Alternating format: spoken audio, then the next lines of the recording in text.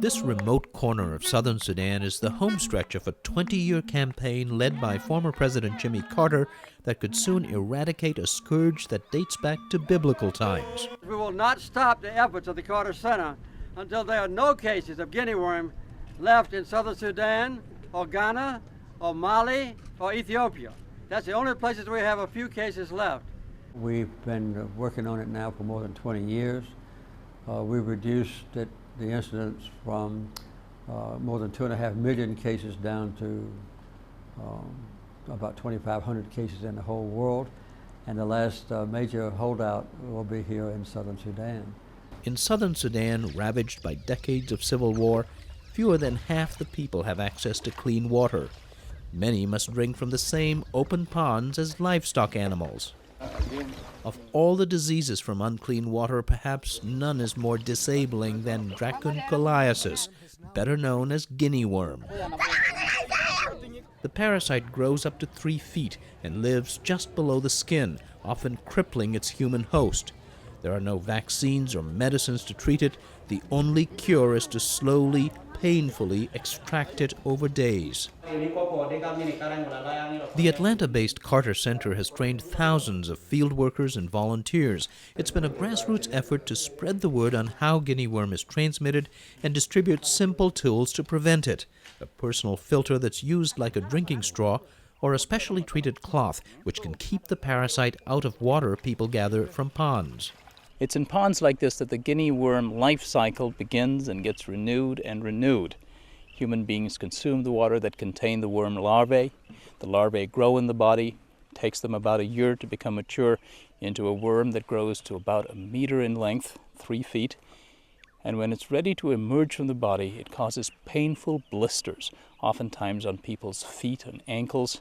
And in order to seek relief from that pain and burning, the human sufferer immerses his or her feet in this same pond, and that's the opportunity for the worm to release larvae again, starting the cycle all over. How did this campaign succeed in breaking that disease cycle in so many places? How did it succeed where so many other aid projects have struggled in developing countries?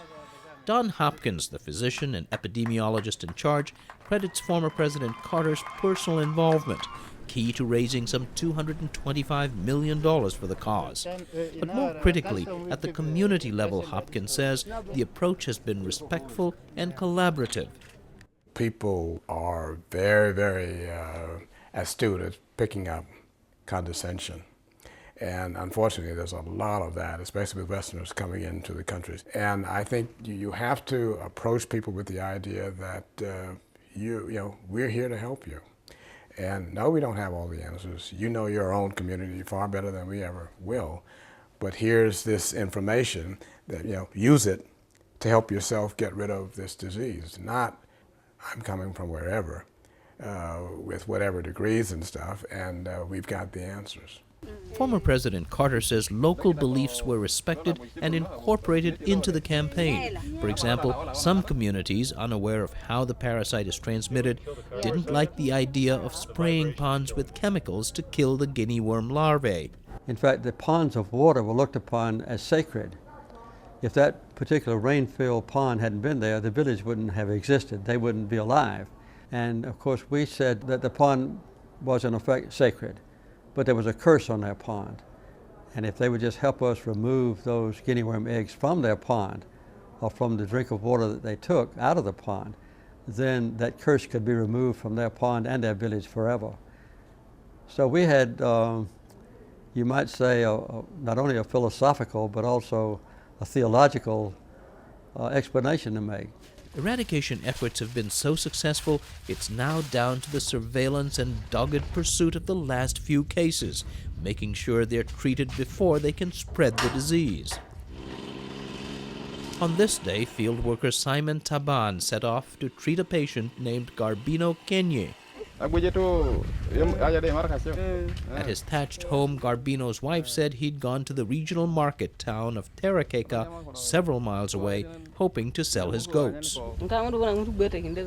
Taban worried that on his long walk to town, her husband, who had a worm emerging from his right leg, might stop to take a drink and a dip to ease the pain he likely was feeling. So a hunt began in the town and in the market.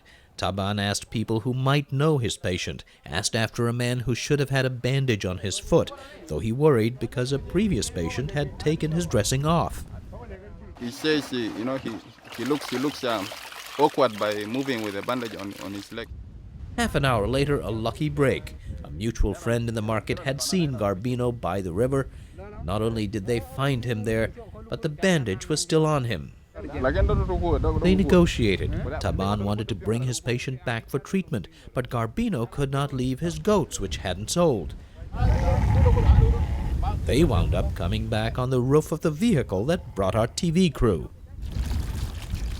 Back at the health center, Garbino's leg was placed in a bucket of water. It's called a controlled immersion, cooling the skin blister, allowing the worm to release larvae, which can then be thrown away.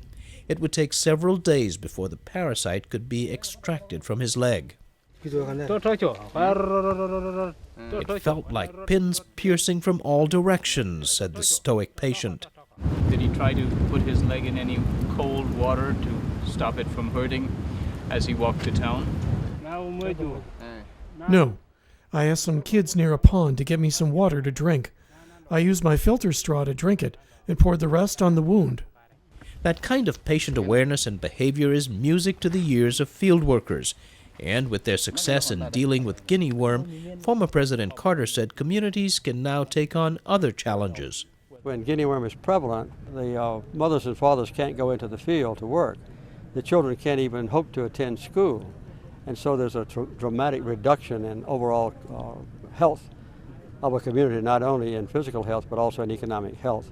So guinea worm is a key. You think this will be the last area that has guinea worm? Yeah. Now 85, Jimmy Carter may well outlive guinea worm, which would be the first disease since smallpox in the 1970s to be eradicated.